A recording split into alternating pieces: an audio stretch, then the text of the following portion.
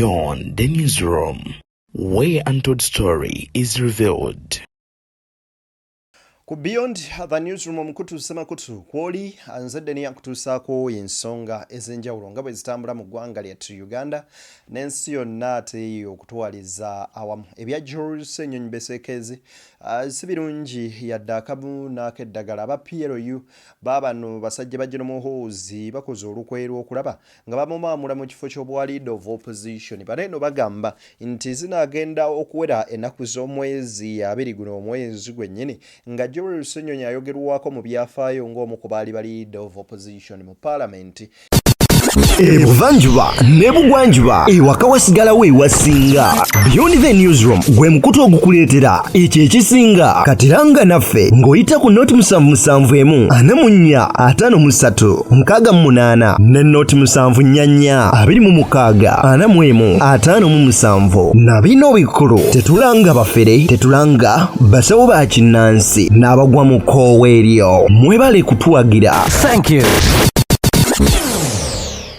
Era ekibiina kya NUP kyekiddako wabula ono takomyeawo bagenze maaso n'okulumba mutabani we yali omukulembeze w'eggwanga lino akena naye agamba nti gwe tobaako nakyoyogera olw'ensonga eno n'eno nti kitaawo yattawana abantu Museveni baliwo abasse olyoka oyogerere Museveni ne Muhoozi amafuukuule bino byonna Kabanda abikoze ng'asinziira wali eri ku kitebe kyabwe oba ku woofiisi ye esangibwa e Nakasero eya PLU. Ebigambo bibadde biwanvu ate era nga bingi byonna nga bwe bigenze mu maaso n'okubeera nga byogerwa wabula oli ali eri ayinza okwebuuza lwaki bandikoze bino era bigambo bino byonna bye boogera bitegeeza ki era lwaki Ssenyonyi asisinkanye oba oliawo amaggwa agafaanaganako bwe gati mu buweereza bwe. Ensonga si ndala ze zino zenkuleetedde zonna obe nga ate yo zimanya wabula nkujjukiza nti tutambula n'abalayika mobile bano bagamba nti gwetaaze airtime oba data nyiga bunyeze star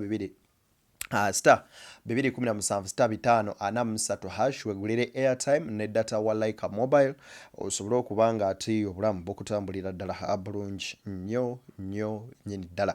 Weewaawo nzikiriza ate nsooke wano we mantandikira wabula video eno gimpereka like ojwa like ejaba okoledde ddala ekisinga era video ejja kutambula ate era naawe watulanga gwe mulundi gwo gusoose okulaba video zaffe twegatteko ku mukutu guno ngo subscribinga bw'oba omaliriza ekyo kitegeeza nti onkoledde ekisinga okuba eky'omuwendo. Soka owuliriza ebigambo bino katini nnyo nnyini ddala wuliriza.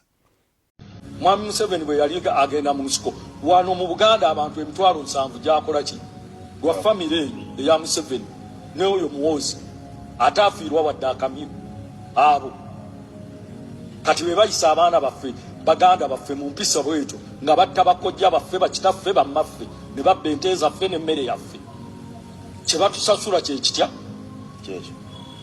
Naye njagala okutwala omukisa guno okutegeeza mwami Museveni ne mutabani we one day one time bino byonna mu bikole ffe tuyinza n'obutabaawo naye Gaddafi yalina batabani be nga effujjo lye bakola mu Libya teri asuubira nga terina asuubira naye buno obudde obugoberero emisana ekigoberero ekiro bujja kukya nga mmwe temuyinira mwe mwegekaluba naye abaana bammwe ne bazzukulu bammwe be mulowooza nti be mutegekera ensi eno gye mwafuula property yammwe bajja kubulwa we baganywa wekiri.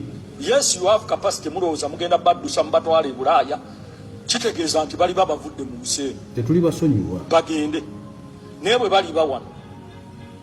Ebigambo ebyo bw'ogenda mu maaso n'okuba nga obiwulira oyinza owuli okuvayo n'akola statement egamba abantu aboogera ebigambo ebifaanana bwe batyo baba basiga bukyayi ebigambo bwe bityo si birungi si birungi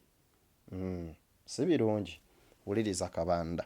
Patriotic League of Uganda MPs, we want to pledge our support to the movers of this motion that we shall support you and we are looking forward to having a new leader of opposition and that one we shall achieve it. You don't know us?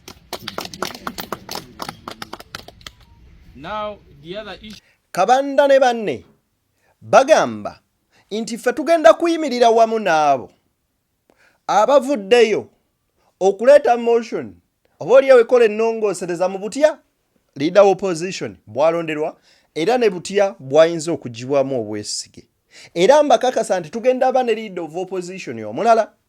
Eyo nno y'emu ku nsonga oyinza okuwulira lwaki abantu abamu nga bamwami Ssebamala balina amaanyi mangi era boogera benje. Era bo bagamba bo nga PLO bakukola ekisoboka okulaba nga bamwamula Ssenyonyi mu ntebe. Wuliriza bino. The Constitution, the Administration of Parliament Act and the rules of procedure do not provide how the leader of opposition can be removed from office or how he or she can be checked. So the Patriotic League of Uganda, together with the National Resistance Movement MPs, are looking forward to having that in the Administration of Parliament Act. We want to congratulate the Honorable Namara, Honorable Lino Singompek, and Honorable Okwalinga, who moved this motion. But most importantly, we want to thank the Right Honorable Deputy Speaker of Parliament and the Parliament of Uganda that granted them leave to go and introduce this bill. As Patriotic League of Uganda MPs, we want to pledge our support to the movers of this motion, that we shall support you, and we are looking forward to having a new leader of opposition, and that one we shall achieve it. You don't know us? Bowuliriza ebigambo byabwe ku lutalo lwe bali mu kubanga batambula lwe tuyinza okuyita olutabaalo. Bo bagamba nti tulina okufuna omukulembeze w'opposition omujja era tujja kituukiriza. Era ababaka okulina Mara Dennis n'abalala Adeke n'abannaabwe nti beebale era ne speaker yeebale yabawadde liivu bagende basobole okuba nga baleeta biiru eno batugiyita ennongoosereza bayise etteeka butya opposition bw'erina okulondebwa. Nti era ffe nga PLO ne NRM tugenda kubeera nga tukola ekisoboka okuyisa kino okulaba nga government ekibiina ekiri mu buyinza ate kye ekiri mu kusalirawo kigamba nti opposition erina kubeera bweti era erina beera na mukulembeze bw'ati. Then kati wano tuba tugenze mu kubeera nga tujjewo kye tuyita multi-party system whereby nti parties tezeesalirawo era n'ekirala nti tuli mugenda maaso n'okuba nga constitution tugikwatamu era nga tukijabulula okuba nga tekyalina kinyusi nga mmwe mulina okuba nga musalawo. N'Abaganda balina olugero olugamba nti wonyigiriza ennyo ennyendo oyinza okugizaaza omusaayi. Katulinde tulabe ki ekinaddako. Sooka owulire ebigambo bino ebyakabanda before nga sinnakwongerayo. Wuliriza. Including NUP. You can't be opposition at the top when your party president has run away. Then you are in opposition in parliament where we are also going to remove the leader of opposition. Then you are opposition at the district where you only have 8%, and then you are opposition at your village. Please, you support the national resistance movement candidates now, so that you wait for 2000. Amaanyi Kabanda gakozesa mu bigambo bye n'ebirala. Kabanda amaanyi g'okozesa matini nnyo ku Anita Among ge yakozesa mu kalulu. Kubanga Anita Among waliwo ne beyagaana okubeera nga baba nominatinga. Abamu babasiba ne babawambako just ku orders za Anita Among. Naye essaawa y'olunaku olwaleero Among takyayogera. Omusajja Bobi Wine yayimba mu kayimba n'agamba nti abantu abo balaba okweyerusa naye si beerufu nnyo. Akadde katuuka butuusi buli omu aba bubeezi nakaddeke. Kati olwaleero Kabanda yaaliwo yayogera. Salamu Musumba yavaayo recently wano this very week yali ne quiz. N'agamba nti bano abantu balinga condom babakozesa bukozesa. They are just using you like the way how they use condoms. Then after they dump them. Bw'olumala obakozesa nga basuula gasiya kasasiro. Oba tokyayina makulu tokyayina mulamwa. So Kabanda, as you're talking, remember those who were used and dumped. And remember, you might be among those who will be dumped very soon. A single mistake or a single misunderstanding can lead you into a garbage. So, you better be keen, watch your steps, and count your words. Be calm, enjoy your tea, juice, buffet, and so on, but never mock Ugandans and never pretend to be kankomao. Lwaki Ssenyonyi asanze obuzibu buno era biki bye basinga otya ku Ssenyonyi bye bino wano. Right Honorable Speaker and colleagues, we held our national election at the start of this year, but there are still many unanswered questions. Why does the military continue to interfere with our elections? This did not just happen to we opposition competitors, by the way. I saw a number of colleagues from the NRM raising similar concerns in their constituencies as well. Why hasn't government accounted for the billions spent on the biometric voter verification kit, which did not function on election day? Why hasn't the Electoral Commission publicized the declaration of results forms which they based on to declare results? Colleagues, our country needs to heal from the tumult that has become of our elections. But we can only do so, we can only heal when these questions are sufficiently responded to. Mr. Speaker, and civil society organizations have been targeted for suspension and closure. Most of them have had their accounts frozen by the state. No explanations, no court orders. Why does government target people and entities who point out the ills in our governance instead of addressing those ills? We have to build this our country together. So, dissenting voices should not be targeted for persecution. We need to listen to the issues of concern being raised, and then we work towards fixing those issues. Buli lw'oliba n'omwana ku kyalo oba mu nju nga tagambwako nga yeeyita mwana wa ddadi, mwana wattu n'okumubuulirira oba oliawo okumuwabula ayinza okukuyita okumuvuma. Ssenyonyi mu bigambo bye byonna azenga awabula gavumenti eno n'okugitegeeza. Mu bigambo bino ateeka gavumenti ku nninga, kwegamba abeera acheckinga gavumenti all the time, ate bo kye bataagala kuba tebaagala bagambako bamanyi ebikolwa oba olio bye bakola ebitali birungi, ebyettima, ebikolwa ebyefutwa, ebyo nno ebitaagaliza ggwanga kubanga likulaakulana. Agamba nti bwe tuba tukyakwata ku bali yake, lwaki tetusookera ku kakiiko k'ebyokulonda akaleeta obuuma obutaakola? Lwaki Electoral Commission yaleeta buuma bufu? Baveeyo batunnyonnyole. Ye abaffe bukyanga tumaliriza okulonda ebbanga lino lyonna, lwaki teba uploadinganga oba bye bakama tavangayo declaringa results entuufu? Bye bakama lwaki tavaayo atuwe results entuufu aziteekeyo pa polling station nti bano zaafuna bwe bati ne bano ateekeyo DR forms, declaration forms aziteekeyo? Lwaki tayagala bikola? Tulabye ebibiina byannakyewa bingi nga bizze biggalwawo, ebimu ku byo accounts zaabwe nga ziggalwa nawo mu banka, ezimu nga bazifreezinga, era nga ekyogerwa ku ebyo oluusi bisobola oba nga tebikkiriziganya na bigambo oba oliawo nanteekateeka za gavumenti ezimu bo bye baba balaba nti bikyamu. Naate lwaki mubaggalawo? Sisemateeka bwatyo bwagamba era engoberera y'amateeka si bwetyo bweba. So kati bw'owulira ebigambo bwe bityo ku Ssenyonyi, don't expect nti bayinza okumuleka. Kati ate wano we yasinga okunnyumira, wulira kye yakola bamutulaki. How did you retract it? I'll have to find, because I have a new lawyer now. How did you retract it? I spoke to my lawyer to do the process, so I'll follow up with Do you know if the lawyer did the process? No, sir, I'm not sure, but I'll find out. So now, Madam Jennifer, But she did it. do you see the position you're putting us in? Because initially you said you actually retracted.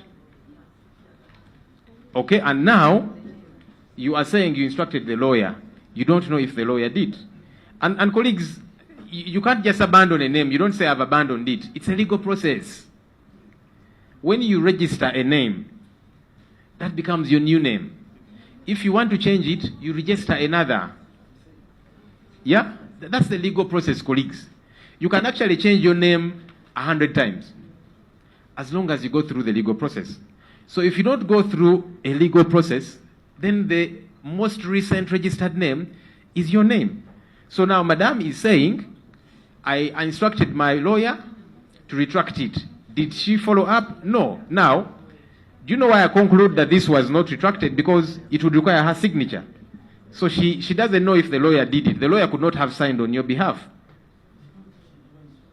So either you are telling us a lie, you never instructed the lawyer, or you were negligent, because this is not a function of just the lawyer. That's why the lawyer didn't sign for you on this document. You signed for yourself. So if there's any new change to happen, you have got to sign it yourself. So you cannot say... Masekati Ssenyonyi ngali ku Uganda Airlines ennyonyi bukyebaawo nga tekolanga ku magoba wabula buli kadde ekola losses.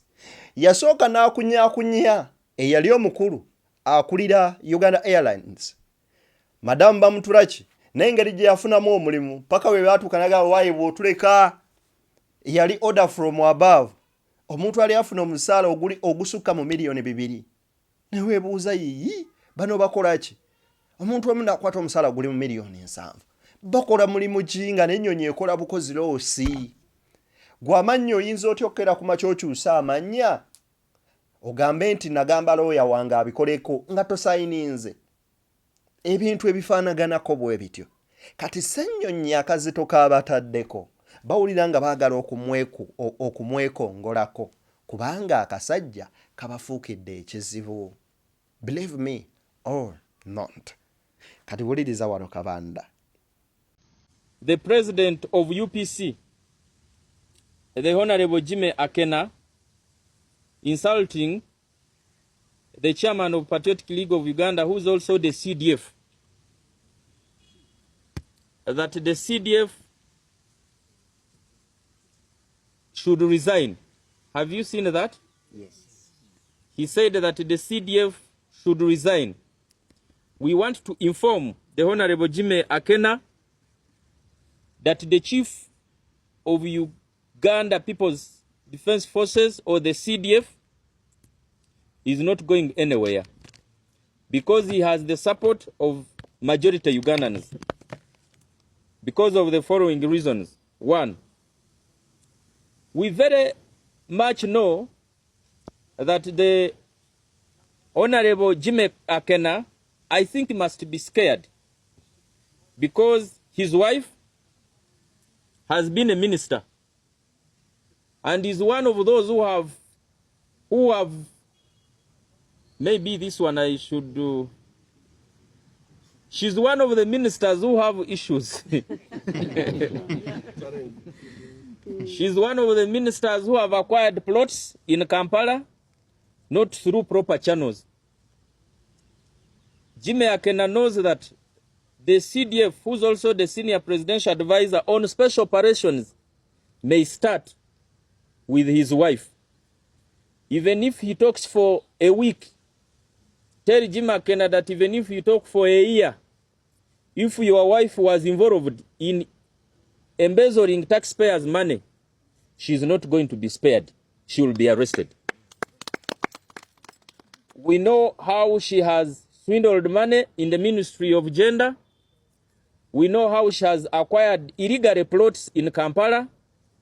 We know many things, how she has been directing the ministry officials, because we have credible information from the Ministry of Gender that she has been directly involved in the procurement processes of the Ministry of Gender. So that one is going to be looked into, and I know she's not going to be spared.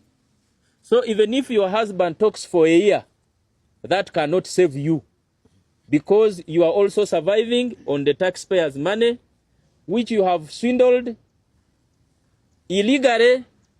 The plots that you have acquired illegally, everything that you own illegally must be returned for Ugandans.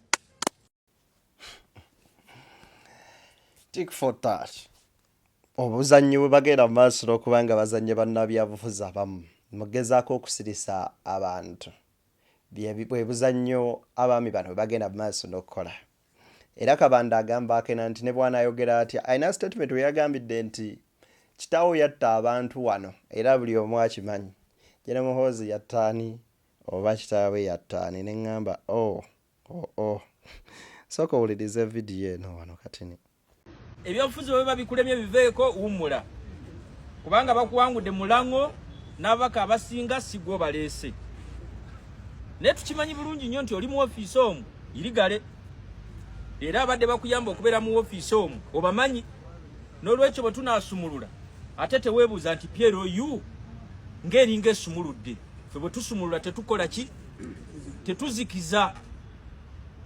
Mukyala we abadde wano nga minisita wa genda oba otidde nti omu kwe bagenda okukwata njala okubuulira nti ye mukyala wo bw'aba yeetaba mu buli bw'enguzi n'obukenuzi n'okubba ensimbi w'omusolo n'okugaba contracts mu butali bukyamu nga bw'abadde akola tetugenda mulinzalinza mu mugamba alimba ajja kulima.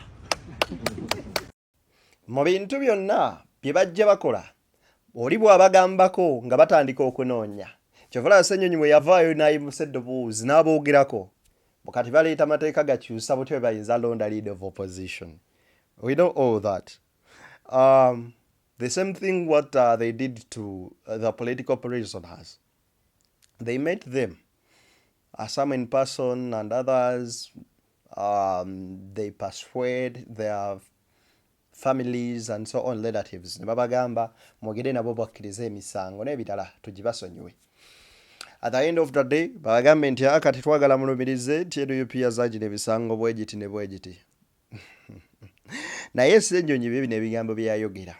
General Yoweri Museveni declared that according to him this is Chisanja no sleep. He promised to take on leaders who are corrupt, leaders who don't care about the people. But here is a man who is occupying a leadership position as Chief of Defense Forces. Not only does he not care about the people, he also keeps harming the people in a manner so wanton. Why does a General Yoweri Museveni take action against this man Muhoozi? Is it because he's his son? In the first place, we think it was erroneous for him to appoint his son in such a powerful position. But now you have appointed him a leader. He keeps wreaking havoc. He keeps flouting every law in the book. And you keep looking on. And then you are out there pretending this is Chisanja no sleep. We are taking action to see that there is orderliness, there is service delivery. Leaders are caring about the people. That's hypocrisy.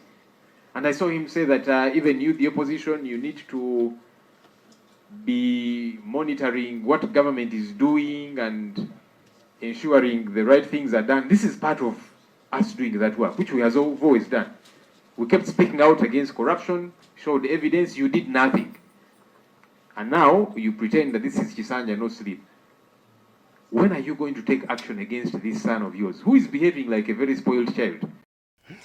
Bwe yamala okwogera ebigambo ebyo byonna ng'agamba Gen Museveni sookera ku mutabani wo ebyaddirira byebyo. But Ssenyonyi ne bw'anaava ku leader of opposition bannayuganda bajja baba esimu nti babaddeko ne leader of opposition yalinga Ssenyonyi.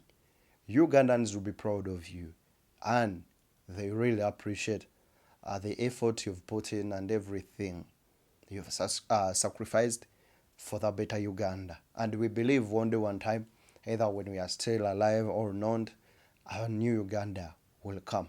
And our kids or grandkids, or us, we shall experience that Uganda very soon. Just be hopeful. For Good and My Country, BTN Media, we are sponsored by Mobile. Era gwe nayagala ogula airtime wa mobile, just dial star 217 star 543 hash and you got airtime or data using any mobile or telecom network that you're using, MTN or Airtel. You'll be enjoying the best and best network on internet. Laika Mobile. Bye-bye. We meet tomorrow or any other time. Bye-bye. Oshibwa nabanja. Oneju wansengusi. Ibyadala ebyalaali. Olisisa wakyagulanyi kusomera mu nga sikutya. Ensonga y'enguzi yagenda okusula eggwanga lyaffe. Ssente bwe zibbibwa, amabaati gabbibwa ate naago gali mu ofiisi ya Nabbanja. Mulekera okunangira obubbi bw'amabaati.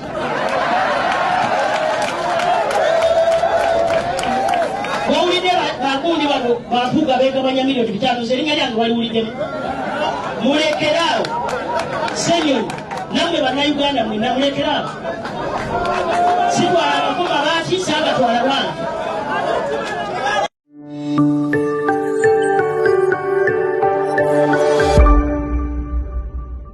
Beyond the newsroom, where untold story is revealed.